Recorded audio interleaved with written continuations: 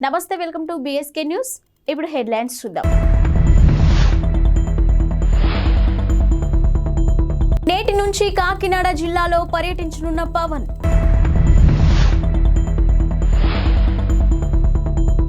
Dubai పారిపోయిన మాజీ MLA Shakeel కుమారుడు. మరో సంస్థను సొంతం చేసుకున్న అదానీ గ్రూప్. జనసేనాని పవన్ కళ్యాణ్ నేటి నుంచి 3 రోజుల పాటు కాకినాడ జిల్లాలో పర్యటించనున్నారు.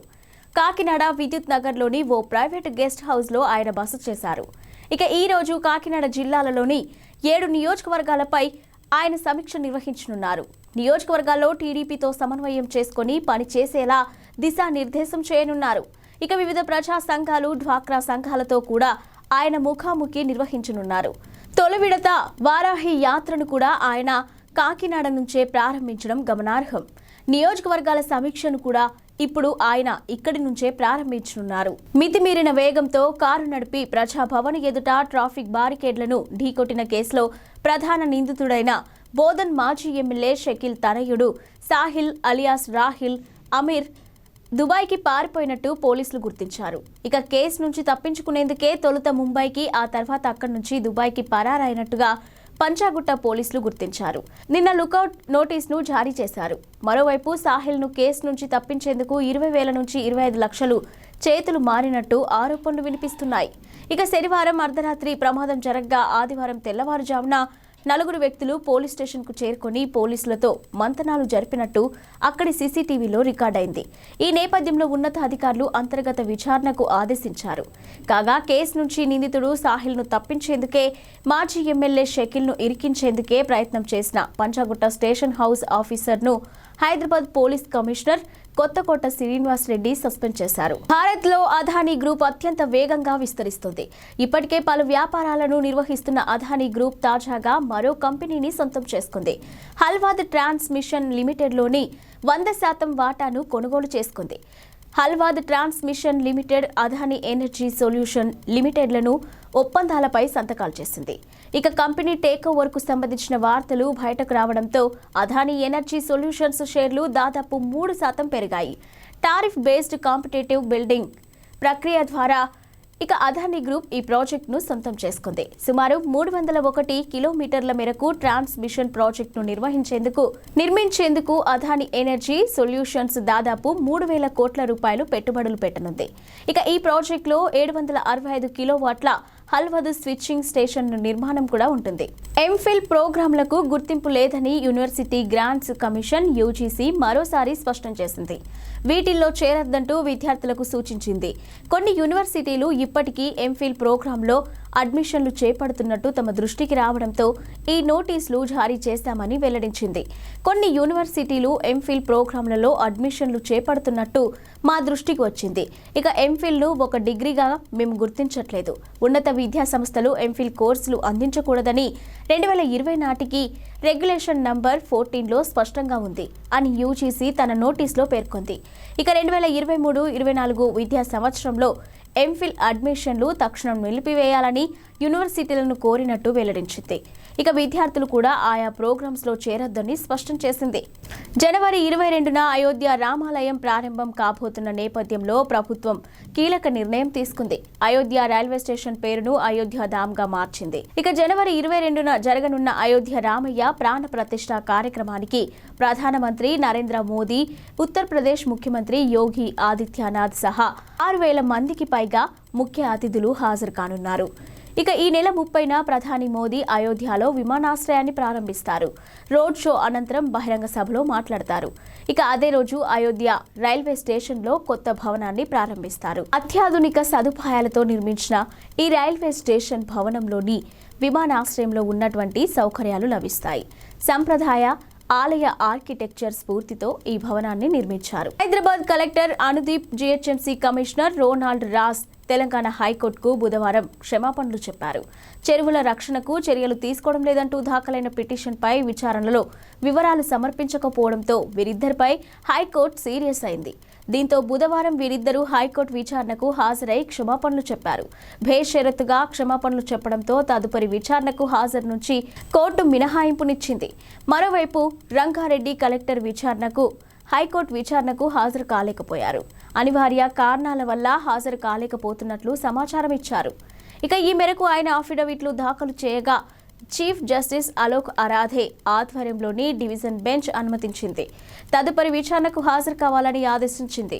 కాగా హైదరాబాద్లో చెరువుల ఆక్రమణ వ్యవహారంపై హైకోర్టులో విచారణ జరుగుతుంది. హైకోర్టు ఆదేశాల మేరకు చెరువుల ఆక్రమణల వ్యవహారంలో రంగారెడ్డి జిల్లా కలెక్టర్ ఇదివరకే కోర్టుకు నివేదిక సమర్పించారు. అయితే ఎలాంటి చర్యలు తీసుకున్నారనేది నివేదికలో చెప్పకపోవడంపై హైకోర్టు సీరియస్ అయింది. తదుపరి విచారణను వచ్చే నెల 22కు వాయిదా వేసింది. కాగా హైదరాబాద్, రంగారెడ్డి జిల్లాల్లో చెరువులు ఆక్రమణలకు గురవుతున్నాయని, వీటి రక్షణ కోసం ఎలాంటి చర్యలు తీసుకోవడం లేదంటూ గతంలో అందిన లేఖను హైకోర్టు పిల్గా స్వీకరించింది. దీనిపైనే విచారణ కొనసాగుతుంది. తమిళ సినీ పరిశ్రమలో తీవ్ర విషాదం నెలకొంది. ప్రముఖ నటుడు డిఎండికే పార్టీ అధినేత విజయకాంత్ కన్నుమూశారు. కొంతకాలంగా అనారోగ్య సమస్యలతో బాధపడుతున్న ఆయన చెన్నైలోని ఓ ఆసుపత్రిలో చికిత్స పొందుతూ తుది శ్వాస విడిచారు. ఆయన వయసు 71 సంవత్సరాలు. ఆయన మరణ వార్తతో అభిమానులు, పార్టీ కార్యకర్తలు షాక్కు గురవుతున్నారు. సినీ, రాజకీయ ప్రముఖులు ఆయన మృతి పట్ల ప్రగాఢ సంతాపాన్ని వ్యక్తం చేస్తున్నారు. కుటుంబ సభ్యులకు సానుభూతిని తెలియజేస్తున్నారు. జ్వరం, శ్వాస సంబంధిత సమస్యలు, దగ్గు తదితర సమస్యలతో గత నెలలో ఆయన ఆసుపత్రిలో చేరారు.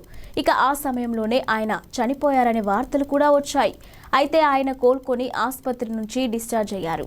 అయితే కదల్లేని స్థితిలో చాలా బలహీనంగా కనిపించారు. తాజాగా మళ్లీ అనారోగ్య సమస్యలు తలెత్తడంతో మళ్లీ ఆసుపత్రిలో చేర్పించారు. కరోనా సోకినట్టు ఈ ఉదయం వైద్య పరీక్షల్లో నిర్ధారణ అయింది. ఆరోగ్య పరిస్థితి విషమించడంతో ఆయన్ను వెంటిలేటర్పై ఉంచి చికిత్స కొనసాగించారు. అయితే వైద్యులు చేసిన ప్రయత్నాలు ఫలించలేదు. పరిస్థితి విషమించి కన్నుమూశారు.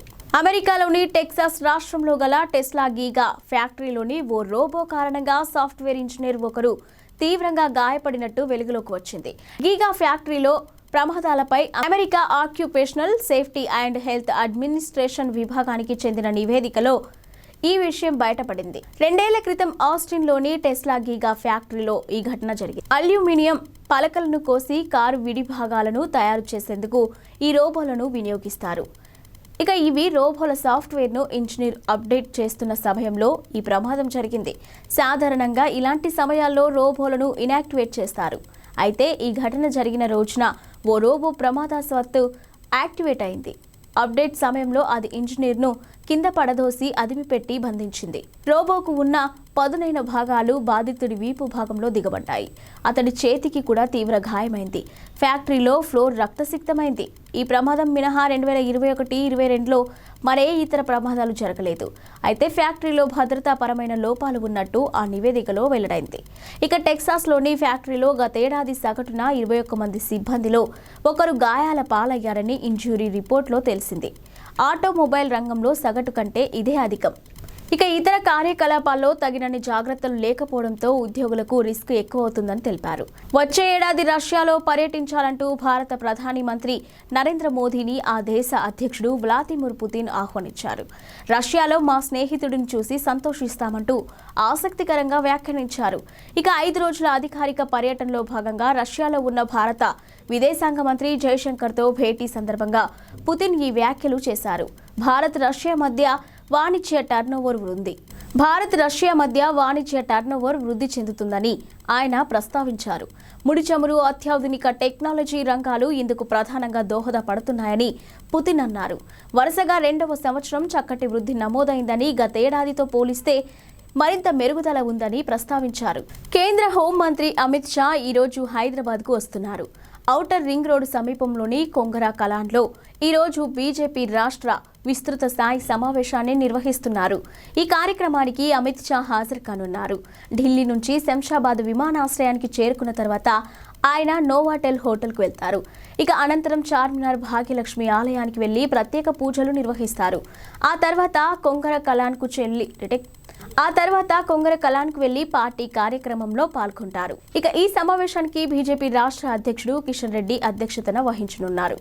ఇక కె లక్ష్మణ్, డికే అరుణ, బండి సంజయ్, ప్రకాష్ జవదేకర్, తరుణ్ చుగ్, ఇక సునీల్ బన్సల్, పార్టీ జిల్లా అధ్యక్షులు, మండల అధ్యక్షులు హాజరు కానున్నారు. పార్లమెంటు ఎన్నికల నేపథ్యంలో పార్టీ శ్రేణులకు అమిత్ షా దిశానిర్దేశం చేయనున్నారు. మరోవైపు ఇటీవల జరిగిన ఎన్నికల్లో గెలుపొందిన 8 మంది బీజేపీ ఎమ్మెల్యేలతో అమిత్ షా ప్రత్యేకంగా భేటీ కానున్నారు.